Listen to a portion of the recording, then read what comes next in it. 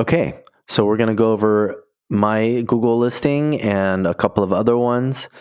So some online sites that you need to be aware of.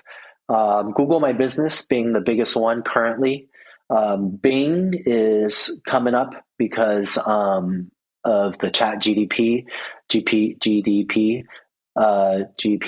I don't. Yeah, because Bing is definitely on the rise due to the popularity of Chat GPT. And more that is going to become where people get their answers instead of doing a search where ads are popping up. Alexa, somebody use some people might use that in their home. They might ask Alexa to give an answer, and those things actually pull from Yelp.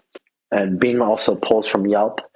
You might want to update your Instagram and Facebook. This is all very important. Aside from the listings and the directories, you might have some directories that you use specific to your business. If you're a real estate agent, maybe you're using Zillow and Redfin. If you're a designer or a contractor, construction, you might be using House. If you're a photographer or a chiropractor, you might be using Thumbtack. So these are all ones that you got to pay attention to. If you're serving food, please update the one for your food delivery service, and so on and so forth. But there are management tools that are out there that will link to a lot of different ones and kind of do this for you.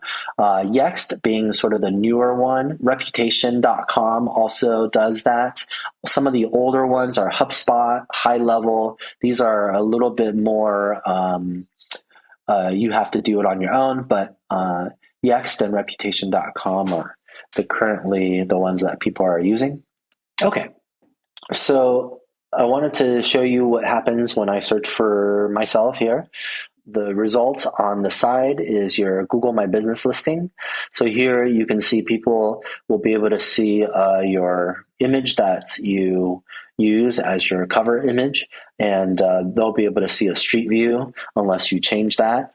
It shows you how many reviews, it shows what kind of service, your address, a phone number, how to make appointments. If you have any questions, you can look at more reviews, and you can look at posts that the business has done. There are other connections and also some suggestions. So this is one way that people are getting noticed. If I just type in photographer, and what will come up is some sponsor posts, Snapper being a big one.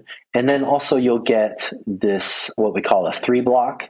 And here I am at the top of the 3-block. And so let's take a look at another way that people are coming in. If you are coming in from a Google Maps, probably from your phone, from an app on your phone, this is kind of what you'll see. And if you click on it, again, you see a big image that the business has defined as their main image. And this is very, very, very important in my perspective, because this is where this is how people want to get to know you. They don't want to read too much. They just want to be able to click and know exactly what it is that you do. I do portraits. I do interiors. So I do lifestyle. So it's all here. Very quick, easy for people to see. Then they know right away. Bing is another one that you should be aware of. And once you go to Bing and you claim your business, they have this option to sync with Google My Business. Otherwise, it's going to pull from your Yelp page. So if you don't have Yelp set up, this is the way to get it synced up with Google My Business without having to do much extra work. And you can also set it to sync weekly, monthly. I have it set to sync weekly. So speaking of Yelp, you really want to just verify your listing, make sure everything is current.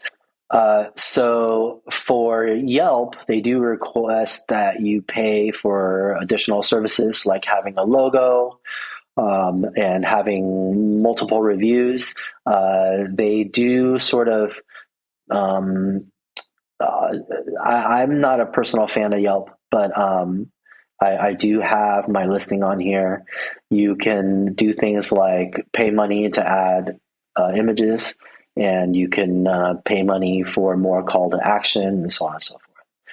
But I don't really use it because Google My Business is free, but it is important to update it because several other listings pull from it. There's also Apple.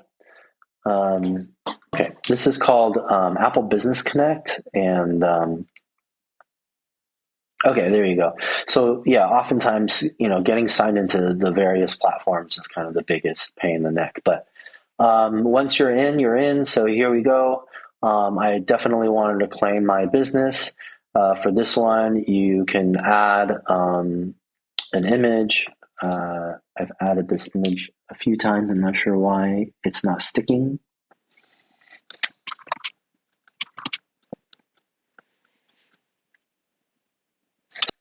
So this is how you show up on the iPhone. If people use Apple Maps, it will when they do a local search, this is what's going to pull up. And you just want to make sure that it looks right. It tells people exactly what it is that you're doing, has different things filled out. It's pulling from Yelp reviews as it is, but if you fill it out, it will update your information. Um, okay. The last one being Amazon Alexa, but for now that's pulling from Yelp, so let's not worry about that until a later time. You also want to make sure your Facebook is up to date, your Instagram is up to date. If you haven't already, you need to create a Facebook. Um, you need to create a Facebook account, a business account, and that's going to allow you to use different things like Ad Manager, the business suite. That's going to allow you to manage your Instagram at the same time. It'll give you a professional dashboard that you can track all sorts of things. So Facebook is still a big deal. So here we are. Let's just go to Quo Photography. And this is what that looks like. You just want to make sure that you fill in every bit of information that you can. This all helps the search find you, and all helps you stay relevant.